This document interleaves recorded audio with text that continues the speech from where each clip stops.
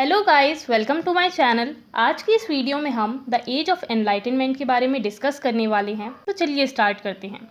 सबसे पहले एनलाइटनमेंट का मतलब समझते हैं। एनलाइटनमेंट वर्ड की मीनिंग क्या है? एनलाइटनमेंट का मतलब है चीज़ों की नॉलेज हो जाना, समझ आ जाना, समझदार हो जाना, जागरूक हो जाना, दिमाग का खुल जाना या ज्ञान का उदय हो जाना।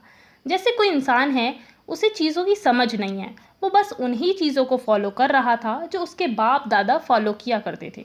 फिर अचानक उस इंसान के हाथ एक किताब लग गई, जिसे पढ़कर उसका दिमाग खुल जाता है, उसके अंदर चीज़ों की समझ आ जाती है, उसके अंदर अवेयरनेस आ जाती है, नॉलेज आ जाती है चीज़ों को लेकर। तो इसे ही हम एनलाइटनमेंट कहते हैं कि उस इंसान के अंदर एनलाइटनमेंट आ गया, उसका दिमाग खुल गया। अब देखते हैं द एज ऑफ एनलाइटनमेंट क्या है। ऐसी एज, ऐसा टाइम पीरियड जिसमें लोगों का दिमाग खुला हो, लोगों के ज्ञान का उदय हुआ हो, लोगों के अंदर अवेयरनेस आ गई हो, ऐसे टाइम पीरियड को द एज ऑफ एनलाइटनमेंट कहा जाता है। अब कौन सा वो टाइम पीरियड था जिसे द एज ऑफ एनलाइटनमेंट कहा जाता है? द एज ऑफ एनलाइटनमेंट के टाइम पीरियड को लेकर दोस्तों बहुत मतभेद है। अलग अलग स्कॉलर्स अलग अलग टाइम पीरियड बताते हैं। एग्जैक्ट टाइम पीरियड हमें नहीं पता है, लेकिन पूरी 18th सेंचुरी को यानी कि 1700 से 1798 तक के टाइम पीरियड को द एज ऑफ एनलाइटनमेंट कहा जाता है। तो याद रखना गाइस, 18th सेंचुरी का जो टाइम पीरियड था उसे द एज ऑफ एनलाइटनमेंट कहा जाता है, क्योंकि इसमें लोगों के ज्ञान का उदय हुआ, लोग नॉलेजेबल हो गए, लोग हर एक चीज़ को साइंटिफिकली सोचने लगे। एनलाइटनमेंट एज से पहले रिलीजन और चर्च बहुत ज़्यादा पावरफुल था। लोगों को कोई इंपॉर्टेंस नहीं दी जाती थी। चर्च जो कुछ भी कह देता था, चाहे वो कोई बुरी ही बात क्यों ना हो, तो लोग उसे चुपचाप मान लिया करते थे। कोई सवाल नहीं उठा सकता था, कोई भी चर्च को चैलेंज नहीं कर सकता था। दोस्तों, चर्च का ये कहना था कि धरती बीच में है और सूरज धरती के चारों ओर चक्कर लगाता है, और उनका मानना था कि धरती फ्लैट है। और लोग इस बात को एक्सेप्ट कर चुके थे कि भाई चर्च ने कह दिया है तो 100 क्या 1000% ये बात सही है। लेकिन फिर आते हैं कॉपरनिकस, जो कि एक एस्ट्रोनॉमर थे। कॉपरनिकस ने कहा भाई सन बीच में है और धरती सन के चारों ओर चक्कर लगाती है। कॉपरनिकस ने तो ये बात लॉजिक के बेसिस पर कह दी, लेकिन ये बात तो चर्च की कही हुई बात के बिल्कुल ही अगेंस्ट थी। फिर आते हैं गैलीलियो, ये भी एक एस्ट्रोनॉमर थे। इन्होंने कॉपरनिकस की बात का सपोर्ट किया और कहा कि हाँ, सही में अर्थ सन के चारों ओर चक्कर लगाता है। गैलीलियो को भी सेम कॉपरनिकस की तरह चर्च ने टॉर्चर किया। तो देखा आपने कि पहले के टाइम में चर्च कितना ज़्यादा पावरफुल था और लोग अपनी आवाज़ तक नहीं उठा सकते थे चर्च के खिलाफ, इवन अगर वो सही भी हों तब भी। फिर भाई गैलीलियो ने टेलीस्कोप इन्वेंट कर दिया और दूध का दूध और पानी का पानी हो गया। लोगों को पता चल गया कि कॉपरनिकस और गैलीलियो बिल्कुल सही थे और चर्च गलत था। लोगों ने इस बात को रियलाइज़ किया कि हमें कोई भी बात को ऐसे ही एक्सेप्ट नहीं करना चाहिए, बल्कि हर चीज़ के पीछे का लॉजिक ढूंढना चाहिए, हर चीज़ के पीछे का कारण ढूंढना चाहिए। लोगों का दिमाग खुल गया, लोग लॉजिकल हो गए। लोगों ने हर चीज़ पर सवाल उठाना शुरू कर दिया और चर्च को चैलेंज करना शुरू कर दिया। सुपर नेचुरल पावर्स और मैजिक जैसी चीज़ों पर विश्वास करना छोड़ दिया। लोगों ने कहा कि अब किसी भी चीज़ को सीधा नहीं माना जाएगा, सीधा एक्सेप्ट नहीं किया जाएगा जस्ट बिकॉज किसी पादरी ने कह दिया। नहीं, बल्कि अब हम खुद से हर चीज़ को समझेंगे। तो इस तरह से लोगों के अंदर समझदारी आई, अवेयरनेस आई, और इसे ही द एज ऑफ एनलाइटनमेंट कहा गया। Guys, the age of enlightenment को द एज ऑफ रीज़न भी कहते हैं। गाइस, रीज़न का मतलब होता है लॉजिक या तर्क। तो इस एज में लॉजिक के ऊपर फोकस किया गया, इसीलिए इसे द एज ऑफ रीज़न भी कहते हैं। द एज ऑफ एनलाइटनमेंट एक मोमेंट था जो कि यूरोप में स्टार्ट हुआ था, फिर हर जगह फैल गया। पूरी दुनिया में इसका असर देखने को मिला। द एज ऑफ एनलाइटनमेंट का असर लगभग हर एक चीज़ पर पड़ा, चाहे वो आर्ट हो, साइंस हो या लिटरेचर।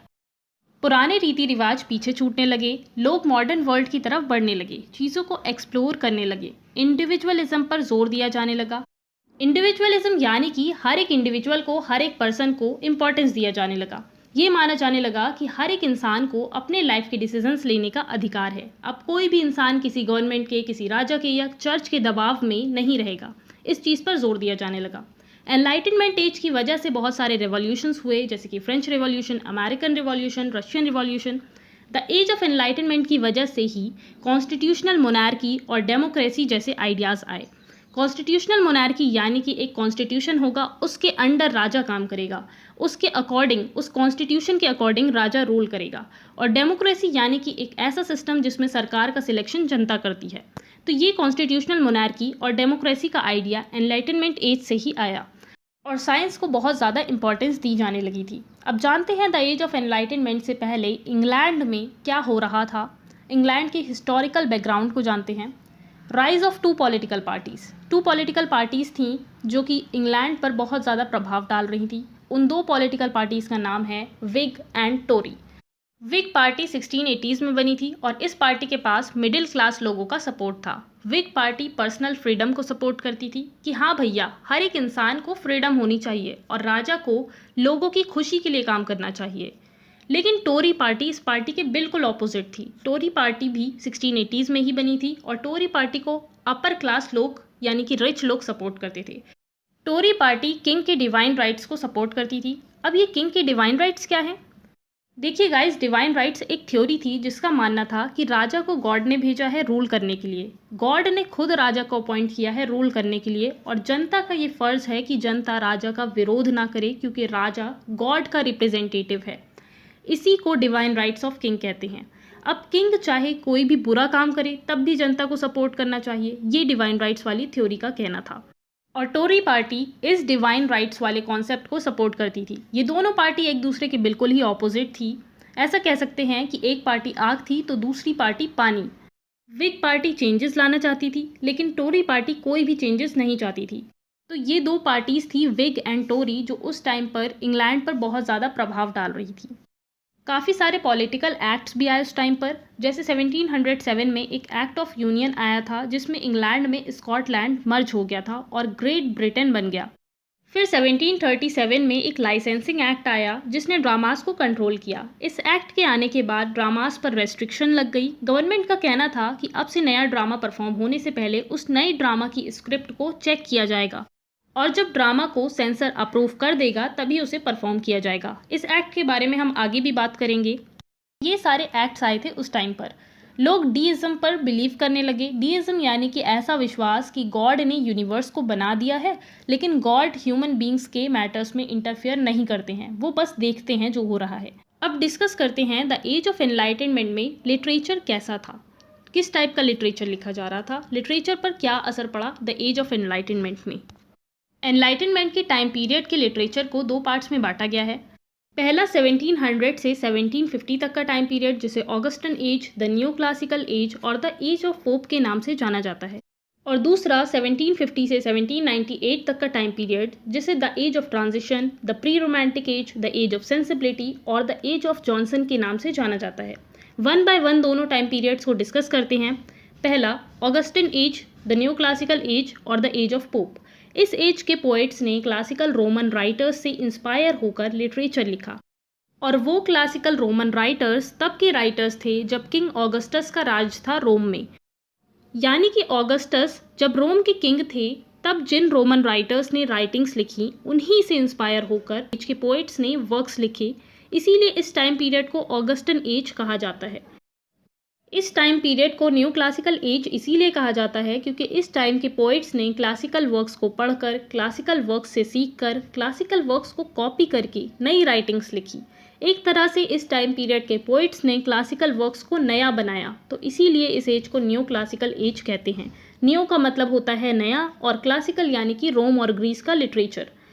इस एज को द एज ऑफ पोप इसलिए कहा जाता है क्योंकि इस एज के सबसे बड़े और फेमस राइटर अलेक्जेंडर पोप थे। अलेक्जेंडर पोप ने ही इस एज को डोमिनेट किया। दोस्तों, अलेक्जेंडर पोप ने प्रोज और पोइट्री दोनों लिखी। गाइज, उस टाइम पर सटायर्स बहुत ज़्यादा पॉपुलर थे। सटायर एक ऐसी राइटिंग होती है जिसमें किसी इंसान का या फिर सोसाइटी की बुराइयों का मजाक उड़ाया जाता है। सटायर्स उस टाइम पर बहुत ज़्यादा लिखे जा रहे थे। पोइट्स अपने कॉम्पिटिटर्स के ऊपर सटायर से अटैक किया करते थे। गाइस, सटायर का एक टाइप है मॉक एपिक जो कि उस टाइम पर बहुत ज़्यादा पॉपुलर था। गाइस, मॉक एपिक एक ऐसी पोएम होती है जिसमें किसी बहुत ही छोटी सी चीज़ को बहुत ज़्यादा बढ़ा चढ़ा कर दिखाया जाता है ताकि वो चीज़ बेतुकी लगे, फ़नी लगे। ये पोएम बिल्कुल भी सीरियस नहीं होती है। इसमें सोसाइटी की बुरी चीज़ों का मजाक उड़ाया जाता है और इसमें जो लैंग्वेज यूज़ होती है वो बहुत ज़्यादा ग्रैंड होती है। गाइस, पोप ने अपनी ज़्यादातर पोएम्स मॉक एपिक में ही लिखी हैं। पोप ने होमर की इलियाड और ओडिसी को ट्रांसलेट किया जिसकी वजह से वो बहुत ज़्यादा फेमस हो गए। दोस्तों, पोप के फेमस वर्क्स हैं the rape of the lock, the Dunciad, the epistle to doctor Arbuthnot, an essay on criticism, an essay on man. दोस्तों, the rape of the lock Alexander Pope की एक mock epic poem है जिसमें pope ने upper class लोगों का मजाक उड़ाया है। इस पोयम में एक छोटी सी चीज़, एक छोटे से इंसिडेंट पर मजाक उड़ाया गया है, सटायर किया गया है। ये पोयम इतनी ज़्यादा फेमस है कि इसकी हज़ारों कॉपीज़ बिक चुकी हैं। 18th सेंचुरी में ये पोयम फ्रेंच, जर्मन और इटालियन लैंग्वेज में ट्रांसलेट की गई। ये पोयम बहुत सारी यूनिवर्सिटीज़ में, स्कूल्स में भी पढ़ी जाती है। इस पोयम का फर्स्ट वर्जन 1712 में ही पब्लिश हुआ था और उस वक्त इस पोयम में सिर्फ 2 कैंटोस थे, और इस पोयम का फाइनल वर्जन 1714 में पब्लिश हुआ और उस वक्त इसमें 5 कैंटोस थे। गाइस, जैसे ड्रामा एक्ट्स में बटा होता है उसी तरह एपिक पोयम कैंटोस में बटी होती है। द डंसियाड भी एक एपिक पोयम है। इस पोयम का फर्स्ट वर्जन 1728 में पब्लिश हुआ था जिसमें 3 बुक्स थी। सेकेंड वर्जन 1742 में पब्लिश हुआ था जिसमें 4 बुक्स थी, और थर्ड और फाइनल वर्जन 1743 में पब्लिश हुआ था जिसमें भी 4 बुक्स थी। द एपिस्टल टू डॉक्टर आर्बुटनॉट भी एक सटायर पोयम है जो कि उन्होंने अपने फ्रेंड जॉन आर्बुटनॉट को एड्रेस करके लिखी है। ये पोयम 1735 में पब्लिश हुई थी। इस पोयम को मैंने कवर किया है, लिंक डिस्क्रिप्शन में है। एन एसे ऑन क्रिटिसिज्म एक ऐसी पोयम है जो कि एक्चुअल में ऐसे है लेकिन पोयम के फॉर्म में लिखी है। ये पोयम 1711 में पब्लिश हुई थी। एन एसे ऑन मैन ये भी एक पोयम है जो कि 1733 से 1734 के बीच में पब्लिश हुई थी। तो ये सारे फेमस वर्क्स थे अलेक्जेंडर पोप के। इसी टाइम पीरियड के एक फ्रेंच फिलोसोफर थे डेनिस डाइडरॉट। इन्होंने एक एनसाइक्लोपीडिया को एडिट किया था जिससे एनलाइटनमेंट एज को और भी ज़्यादा बढ़ावा मिला। जेम्स थॉमसन एक पोएट थे इसी पीरियड के जिनकी फेमस पोयम है द सीजन। तो ये तो बात हो गई पोइट्री और सटायर्स की। अब देखते हैं इस पीरियड का ड्रामा। गाइस, रिचर्ड स्टील और जॉर्ज लीलो इन दोनों ने ट्रेजेडीज़ लिखी जिनके कैरेक्टर्स मिडिल क्लास के होते थे। इस टाइम पर लो कॉमेडी बहुत ज़्यादा पॉपुलर थी। लो कॉमेडी ऐसा टाइप है ड्रामा का जिसका पर्पस सिर्फ और सिर्फ ऑडियंस को हंसाना होता है। इसका और कोई पर्पस नहीं होता है हंसाने के सिवा। इस टाइम पर पैटोमाइम भी परफॉर्म होना शुरू हुए थे। पैटोमाइम ड्रामा का एक ऐसा टाइप होता है जिसमें कैरेक्टर्स कोई डायलॉग्स वगैरह नहीं बोलते हैं बल्कि बॉडी मूवमेंट्स और एक्सप्रेशंस के थ्रू इस ड्रामा में स्टोरी बताई जाती है। पैटोमाइम्स फैमिलीज़ को एंटरटेन करने के लिए डिज़ाइन किए गए थे। इस टाइम में ओपेरा भी परफॉर्म किया जाने लगा था। ओपेरा भी ड्रामा का एक ऐसा टाइप है जिसमें पूरी स्टोरी को म्यूज़िक के थ्रू बताया जाता है। इसमें जो एक्टर्स होते हैं वो गा गा कर, सिंगिंग करके ड्रामा को परफॉर्म करते हैं। ओपेरा को सिंगर्स ही परफॉर्म करते हैं। इसमें डायलॉग्स सॉन्ग्स के फॉर्म में होते हैं। जॉन गे का द बेगर्स ओपेरा ओपेरा का एक बहुत ही फेमस एग्जाम्पल है। ये पहली बार 29 जनवरी 1728 में परफॉर्म किया गया था। दोस्तों, इस टाइम में ड्रामास बहुत ज़्यादा पॉपुलर हो गए थे। बहुत ज़्यादा ड्रामास परफॉर्म हो रहे थे लेकिन बहुत ज़्यादा वल्गर ड्रामास भी परफॉर्म होने लगे थे जिसकी वजह से गवर्नमेंट को ड्रामास पर रेस्ट्रिक्शंस लगानी पड़ी। 1737 में एक लाइसेंसिंग एक्ट आया जिसके बारे में मैंने पहले भी आपको बताया था, जिसमें कहा गया था भाई अब कोई भी नया ड्रामा परफॉर्म होने से पहले सेंसर उस ड्रामा की स्क्रिप्ट को चेक करेगा कि उसमें कुछ वल्गर या ऑब्जेक्शन वाली चीज़ तो नहीं है, और जब सेंसर ड्रामा को अप्रूव कर देगा कि हाँ सब सही है तभी उस ड्रामा को परफॉर्म किया जाएगा, वरना अगर सेंसर ने रिजेक्ट कर दिया तो वो ड्रामा परफॉर्म नहीं होगा। गाइस, सेंसर वो ऑफिशियल होता है जो किसी बुक, ड्रामा या मूवी को चेक करता है, एग्जामिन करता है। ये रेस्ट्रिक्शन लगने से ड्रामेटिस्ट के लिए दिक्कत हो गई। ड्रामेटिस्ट अब खुलकर ड्रामास को नहीं लिख सकते थे इस डर से कि कहीं उनका ड्रामा रिजेक्ट ना हो जाए, उनकी मेहनत बेकार ना हो जाए। ड्रामेटिस्ट ने इसका सॉल्यूशन निकाला। उन्होंने ड्रामास को छोड़कर प्रोज लिखना शुरू कर दिया। गाइस, प्रोज उन राइटिंग्स को कहते हैं जो पैराग्राफ्स में लिखी जाती हैं, जैसे कि नॉवल, एसेज एक्सेट्रा। अब राइटर्स ने प्रोज जमकर लिखना शुरू कर दिया। प्रोज इतना ज़्यादा लिखा गया कि ये age the age of prose के नाम से ही जाने जाने लगी। रिचर्ड स्टील और जोसेफ एडिसन ने एसेज लिखना शुरू कर दिए और इसे डेवलप किया। गाइस, उस टाइम पर पीरियोडिकल जर्नल बहुत ज़्यादा पॉपुलर थे। गाइस, पीरियोडिकल जर्नल यानी कि ऐसी मैगजीन जो थोड़े थोड़े फिक्स टाइम के बाद पब्लिश होती हो, जैसे कि हफ्ते में 2 बार पब्लिश हो या 3 बार पब्लिश हो या 15 दिन में 1 बार पब्लिश हो गई। तो इस तरह कुछ फिक्स टाइम पीरियड में पब्लिश होने वाली मैगजीन को पीरियोडिकल जर्नल कहते हैं। गाइस, रिचर्ड स्टील ने 1709 में लंदन में एक पीरियोडिकल जर्नल लॉन्च की थी जिसका नाम द टाटलर था। 1711 तक ये जर्नल वीक में 3 टाइम्स पब्लिश होती थी।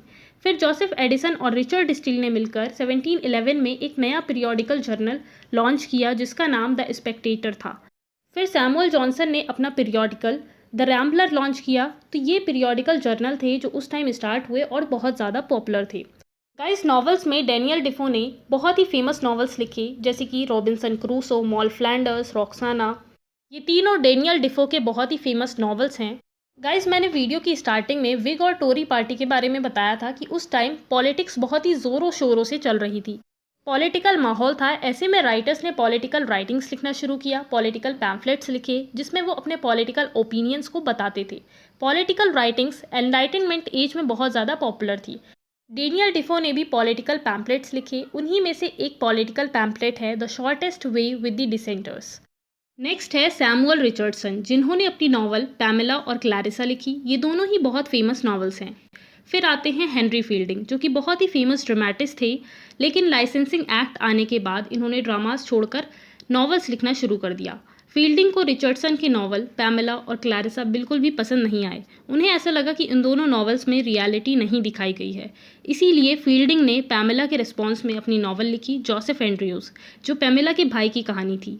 सैमुअल रिचर्डसन की पैमेला में एक छोटा सा कैरेक्टर था जोसेफ एंड्रयूज, उस पर हेनरी फील्डिंग ने पूरी एक नॉवल ही लिख डाली। फिर रिचर्डसन की एक और नॉवल थी क्लैरिसा, उसके भी रिस्पॉन्स में हेनरी फील्डिंग ने एक और नॉवल लिखी जिसका नाम था टॉम जोन्स। टॉम जोन्स 1749 में पब्लिश हुई। गाइस, टॉबियस स्मॉलेट ने भी एक बहुत ही फेमस नॉवल लिखी थी जिसका नाम था the adventures of Roderick Random, जो कि 1748 में पब्लिश हुई। गाइस, एक और इम्पॉर्टेंट चीज़, Henry Fielding, Samuel Richardson, Tobias Smollett और लॉरेंस स्टर्न, इन चारों को 4 व्हील्स ऑफ इंग्लिश नॉवल कहा जाता है क्योंकि इन चारों ने नॉवेल्स को डेवलप किया। गाइस, सटायर्स में जोनाथन स्विफ्ट एक बहुत ही बड़े सटायरिस्ट थे। इनके फेमस सटायर्स हैं the tale of a tub, Gulliver's travel और अ मॉडेस्ट प्रपोजल। गाइस, क्योंकि लाइसेंसिंग एक्ट की वजह से अब कोई भी ड्रामास नहीं लिख पा रहा था, इसीलिए थिएटर में शेक्सपियर के लिखे हुए ड्रामास को ही परफॉर्म करवाया जाने लगा था। इसीलिए शेक्सपियर इस एज में और भी ज़्यादा पॉपुलर हो गए थे। गाइस, एनलाइटनमेंट एज में पॉलिटिकल क्लब्स और कॉफ़ी हाउसेज स्टार्ट हुए थे जिसमें लोग इकट्ठा होकर पॉलिटिकल डिस्कशंस किया करते थे। 2 बहुत ही फेमस क्लब्स थे इस टाइम पीरियड के, स्क्राइबलरस क्लब और the kit cat club. So guys, एक बार शॉर्ट में इस एज के फीचर्स को देखते हैं। इस एज में पहले ड्रामास पॉपुलर थे, फिर लाइसेंसिंग एक्ट आया जिसकी वजह से राइटर्स प्रोज लिखने लगे। इस एज में प्रोज बहुत ज़्यादा डेवलप हुआ, इसीलिए इसे द एज ऑफ प्रोज भी कहा जाता है। प्रोज में नॉवेल्स, एसेज, सटायर्स बहुत ज़्यादा पॉपुलर हुए। पॉलिटिकल राइटिंग भी इस टाइम काफ़ी ज़्यादा पॉपुलर थी और पीरियोडिकल जर्नल का भी ट्रेंड चल रहा था। द एज ऑफ एनलाइटनमेंट का सेकेंड पार्ट 1750 से लेकर 1798 तक का था, जिसे the age of transition, the pre romantic age, the age of sensibility और द एज ऑफ जॉनसन के नाम से जाना जाता है। गाइस, ट्रांजिशन का मतलब होता है बदलाव आना। इस एज में बहुत सारे चेंजेस आए, इसीलिए इसे द एज ऑफ ट्रांजिशन कहते हैं। इसे प्री रोमांटिक एज इसलिए कहते हैं क्योंकि ये टाइम पीरियड आगे आने वाले रोमांटिक एज का बैकग्राउंड था। इस प्री रोमांटिक एज के बाद रोमांटिक एज आती है। इसे द एज ऑफ सेंसिबिलिटी इसलिए कहते हैं क्योंकि इस एज में सेंस की बात की गई, इमोशंस की बात की गई। और दोस्तों, इसे द एज ऑफ जॉनसन इसलिए कहते हैं क्योंकि इस एज के representative author doctor Samuel Johnson हैं। डॉक्टर सैमुअल जॉनसन इस एज के सबसे इंपॉर्टेंट ऑथर हैं। दोस्तों, सैमुअल जॉनसन वही हैं जिनके work lives of the most eminent English poets में मेटाफिजिकल टर्म आया। इन्होंने 1764 में एक बहुत ही फेमस लिटरेरी क्लब बनाया था जिसे जॉनसन्स लिटरेरी क्लब के नाम से जाना जाता है। बुर्क, फॉक्स, पिट, गिबन, गोल्डस्मिथ एक्सेट्रा इस क्लब के मेंबर्स थे। जॉनसन की फेमस पोएम्स हैं लंदन और the vanity of human wishes. इन्होंने एक फेमस नॉवल भी लिखी थी जिसका नाम था द हिस्ट्री ऑफ रसेलास। दोस्तों, जॉनसन ने एक डिक्शनरी भी लिखी थी, a dictionary of the English language, जो कि लंदन में 1755 में पब्लिश हुई थी। जॉनसन अपनी डिक्शनरी के लिए बहुत ज़्यादा फेमस हैं। गाइज, इन्होंने विलियम शेक्सपियर के ऊपर भी एक बुक लिखी है, प्रीफेस टू शेक्सपियर, जो कि 1765 में पब्लिश हुई थी। दोस्तों, जेम्स बॉसवेल ने जॉनसन के ऊपर एक वर्क लिखा था the life of Samuel Johnson, जो कि 1791 में पब्लिश हुआ था। इस टाइम पीरियड में बहुत सारे इन्वेंशंस भी हुए थे, जैसे कि फ्लाइंग शटल, जिसे जॉन के ने 1733 में इन्वेंट किया। फ्लाइंग शटल एक ऐसी मशीन थी जिससे कपड़े की बुनाई ऑटोमेटिक होने लगी थी। 1764 में हारग्रीव्स ने स्पाइनिंग जेनी को इन्वेंट किया, जो कि धागा बनाने की मशीन थी। 1769 में जेम्स वॉट ने स्टीम इंजन को इन्वेंट किया। तो गाइज, इन्वेंशंस हो रहे थे, मशीन इन्वेंट हो रही थी, इंडस्ट्रीज़ लग रही थी। इंडस्ट्रियल रिवॉल्यूशन इसी टाइम पीरियड में स्टार्ट हुआ। इसी टाइम पीरियड में 1789 में फ्रेंच रेवोल्यूशन भी स्टार्ट हुआ। फ्रेंच रेवोल्यूशन का मोटो लिबर्टी, फ्रेटर्निटी और इक्वालिटी था। इन तीनों चीज़ों पर फ्रेंच रेवोल्यूशन ने फोकस किया। गाइस, फ्रेंच रेवोल्यूशन में बहुत ही कमाल के फ़िलासफ़र्स थे जिनकी बातों से फ्रेंच रेवोल्यूशन के लोगों ने बहुत ज़्यादा सीख ली, जैसे कि Jean Jacques Rousseau, Immanuel Kant, John Locke, Moses Mendelssohn etcetera. Guys, इस एज के बहुत ही फेमस पोएट है थॉमस ग्रे, जिनकी फेमस पोएम है elegy written in a country churchyard. William Blake, जो कि अपने poetry collection songs of innocence and of experience के लिए बहुत ज़्यादा फेमस हैं। इनके अदर फेमस वर्क्स ये हैं। ओलिवर गोल्डस्मिथ भी एक ट्रांजिशनल पोएट हैं।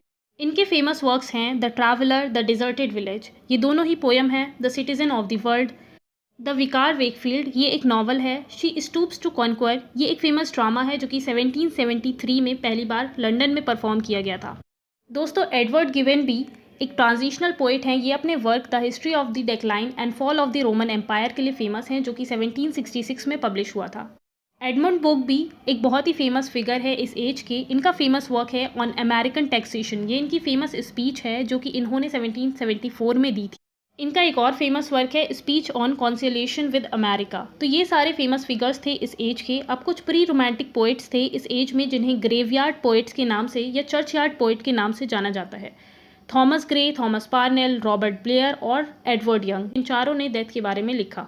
इनके फेमस ग्रेवयार्ड वर्क्स हैं ग्रे की elegy written in a country churchyard, Parnell की a night piece on death, Blair की द ग्रेव, एडवर्ड यंग की नाइट थॉट्स। सो गाइज, ये थी ट्रांजिशनल एज। हम पूरे द एज ऑफ एनलाइटनमेंट को डिटेल में डिस्कस कर चुके हैं। गाइज, कुछ इंपॉर्टेंट वर्क्स और कुछ फेमस स्टेटमेंट्स थे जिन्होंने एनलाइटनमेंट एज पर बहुत तगड़ा इफेक्ट डाला, जैसे कि जीन जाक रूसो की बुक द सोशल कॉन्ट्रैक्ट, जो कि दोस्तों बहुत ही ज़्यादा फेमस है। इस बुक में रूसो ने एक बहुत ही कमाल का स्टेटमेंट दिया है, man is born free and he is everywhere in chains, यानी कि मैन आज़ाद पैदा हुआ था लेकिन वो सोसाइटी की, रिलीजन की, गवर्नमेंट की जंजीरों में जकड़ा हुआ है। जॉन लॉक की बुक है टू ट्रीटीज ऑफ गवर्नमेंट, जो कि 1689 में पब्लिश हुई थी, जिसमें इन्होंने चर्च और स्टेट के मैटर्स को अलग करने की बात कही कि भाई चर्च को स्टेट के मैटर्स में इंटरफेयर नहीं करना चाहिए। चर्च के मैटर्स और स्टेट के मैटर्स अलग अलग होने चाहिए। निकोलस कॉपरनिकस और गैलीलियो ने हेलियोसेंट्रिक थ्योरी की बात करी। हेलियोसेंट्रिक थ्योरी यानी कि सूरज बीच में है और सारे प्लैनेट्स सूरज के चक्कर लगाते हैं। पहले लोग जियोसेंट्रिक थ्योरी पर बिलीव करते थे। जियोसेंट्रिक यानी कि सूरज धरती के चारों ओर चक्कर लगाता है। सो गाइस, ये थी आज की video. Don't forget to like, comment, share and subscribe. और हाँ, A to Z सभी लिटरेरी टर्म्स मैंने एक ही वीडियो में कवर किया है। आप लोग उस वीडियो को ज़रूर देखना, बहुत इन्फॉर्मेटिव है हर स्टूडेंट के लिए। Thanks for watching.